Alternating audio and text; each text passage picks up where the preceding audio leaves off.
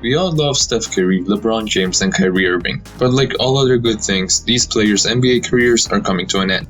When this era of basketball ends, there's going to be new players who'll step up and take over the game. And that brings up the question of which NBA player is going to be the face of the league in 5 years. Throughout this video, I'll be going over 10 young NBA players who I think would be the next big thing, and I'll be ranking them from the lowest chance to the most likely. Alright then, let's get started. Just to be clear, I know that players like Nikola Jokic and Giannis Antetokounmpo are going to be around in 5 years, and still might be considered the best players in the league. But for this video, I'll be only going over players that aren't older than 23, maybe 24. Okay, coming in at number 10, we have Bam Adebayo, who's been steadily improving since the day he came into the NBA back in 2017. Even though the Heat have been having a slow start to the season, Adebayo's performance has been at a career high. He's been averaging close to a double-double every single night with 19.5 points, 10 rebounds, and 6 assists. Those are numbers that are usually deserving of an all-star spot, but for whatever reason, he was snubbed. If he wasn't injured last season during the finals, I personally think that we would have had a way more interesting series, which might have even resulted in a different ending. This season, Bam is shooting 56% on pull-up jumpers, which is a huge improvement from the 29% he shot last season. I know something that small might not look like much, but it just goes to show how well this guy can improve his game. Obviously, he still has a lot of areas that need work, but if Bam continues to just get a little better every season, I'm sure he'll be one of the top NBA players in a couple of years. Coming up next is going to be Shay Gilgas Alexander, who I've gotta say I didn't expect to be this good. If you were to ask me about him when he was being drafted, I wouldn't have even known who he was. Even though he's only 23 years old, Alexander is already the face of a franchise and a great player for the Thunder to build around. Going from averaging only 10 points to almost 24 points in just 2 seasons is absolutely crazy. But when you add in the fact that he's also putting up 5 rebounds and 6 assists, you realize that this guy has an unbelievable potential. His stats and efficiency are up despite the additional defensive pressure on him. He's showing real ability to drive and finish at the rim while also getting tons of free throws. I could keep going on and on about how good he is, but I'm sure you get the idea. If Alexander was on a team with a better supporting cast, we would have been able to see the real heights which he could reach, which I think would be something similar to James Harden or Bradley Beal. No matter what though, he's still one of the best young players in the league. The next player on this list is going to be Jamal Murray, and I honestly think that the Memphis Grizzlies hit the jackpot with this guy. His numbers were great for a rookie last season, and the fact that he wasn't an anonymous MVP just hurts on so many levels. This year he's putting up similar numbers with 18 points, 3 rebounds, and 8 assists per game, but I'm sure his stats would have been a lot better if he wasn't injured at the start of the season. Murray has already proven that he can be the center of a franchise when he almost single-handedly took the Grizzlies to the playoffs. He plays with a huge amount of energy and explosiveness, and that makes him one of the most fun players to watch. I mean, I'm 100% sure that we all seen him end careers already by putting other players on crazy posters. But like everyone else on this list, he still has a lot of things to improve on. Obviously, one of those things is his landings. I mean, look at this. My knees are shaking just from seeing this. Okay, seriously though, Moran would improve a lot if he developed his skills as a defender a bit more. Or more specifically, his man-to-man defense. Last season, we all saw the struggle he had trying to guard Damian Lillard or CJ McCollum when they were versing each other for that playoff spot. Something else that needs to get better is his shooting, but I'm sure that'll come around as time passes. In a couple of years' time, he'll probably be one of the best in the NBA. At the number 7 spot, we have no one other than Jamal Murray. Just a couple nights ago, he became the only player since Will Chamberlain to drop 50 points while shooting over 80%. And if that doesn't tell you enough about him, I don't know what will. Obviously, he's playing nowhere near the way that he was back in the bubble, but he's still having a career year. He's averaging 22 points, close to 5 rebounds, and 5 assists per game. But don't let his stat sheet fool you, because when the postseason rolls around, Murray turns into a whole different person. You might be thinking that his stats aren't better than some of the people that were already mentioned, and I know that, but what's different about him is his efficiency. He has a true shooting percentage of 56%, and with his volume, that's more than solid. You gotta also remember that Murray has already made the conference final this early in his career. And with the way that he and Jokic have been playing, I'm sure that the Nuggets will win a championship sooner or later.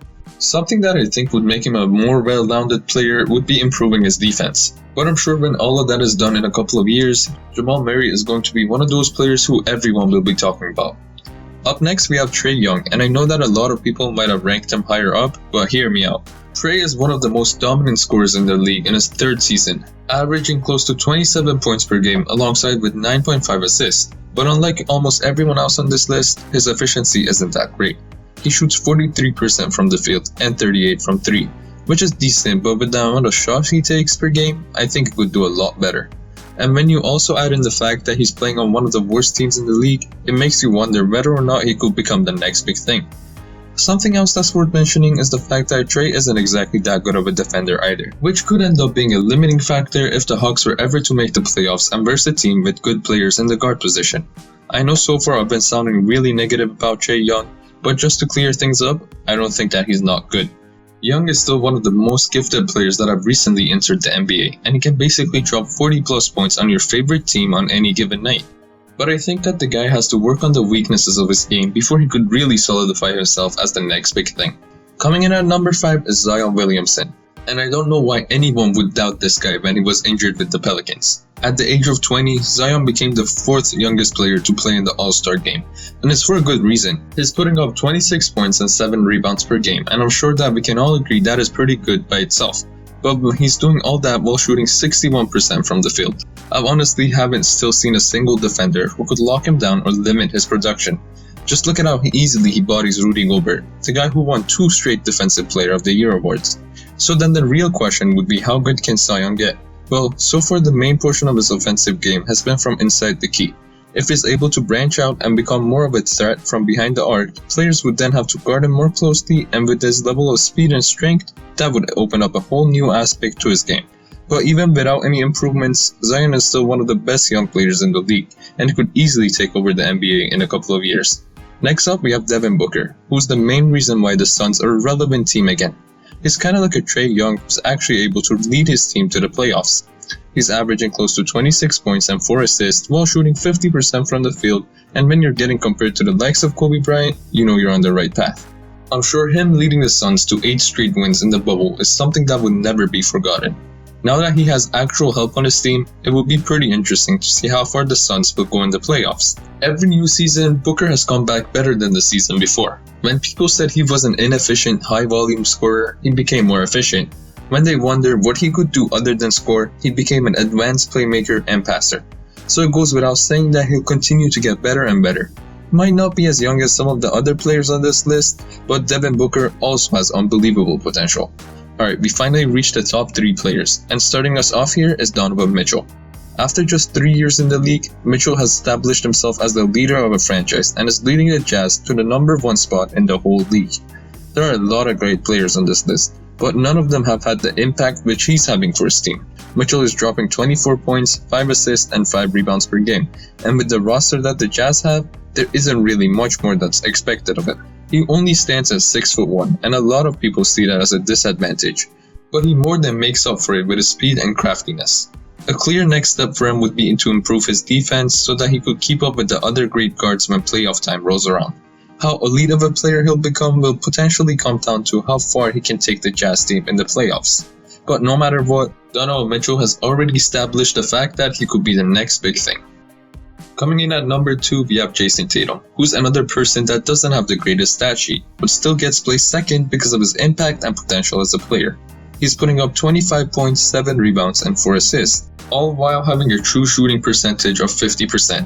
But as I said before, his stats don't show the whole picture. He's an elite defensive player who can lock down almost anyone on the floor, and with his length and size, that could end up making him a really good two-way player. The best comparison I could make right now would be to Kawhi Leonard, but I think it will take a couple more years for him to reach that point. Still, he's a great leader, and I could easily see him and Jaylen Brown becoming a deadly duo. If he continues improving the way he has, I'm sure that Jason Tatum will reach that elite level that only a few people reach. Alright, now it's time for the number 1 player, and I'm certain that many of you already know who it is. Yup, the number 1 spot is going to go to Luka Doncic. Even though he just recently turned 22, his accomplishments as a basketball player are legendary. He's averaging 29 points, 8 rebounds, and 9 assists, and NBA critics have started comparing him to the likes of LeBron and Magic Johnson. He's already tied for 12th all-time for most triple-doubles and is breaking scoring records left and right. Even though the Mavericks aren't exactly in the best spot, Luka still has been able to show everyone just how elite he is. There isn't much more that I can say about him that can explain what I mean. If anyone has the chance to become the next LeBron or Michael Jordan, it would be Luka Doncic. If I missed anything, or if you simply have a different opinion on the way these players were listed, leave a comment and tell me what you think. Also, if you haven't already, make sure to drop a like and subscribe so you can get access to all the videos as soon as they're released. Well, that's pretty much it. I'll see you in the next video.